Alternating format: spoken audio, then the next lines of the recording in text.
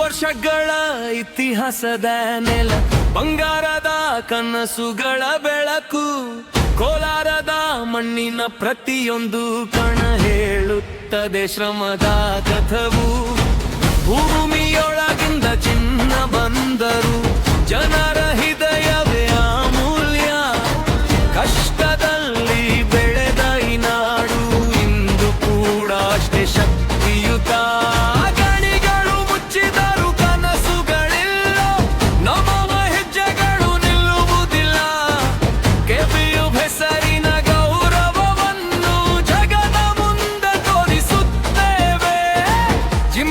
ಮೈದಾನ ಕರೆಯುತ್ತಿದೆ, ಇತಿಹಾಸ ಮತ್ತೆ ಎಚ್ಚರಗೊಳ್ಳುತ್ತಿದೆ.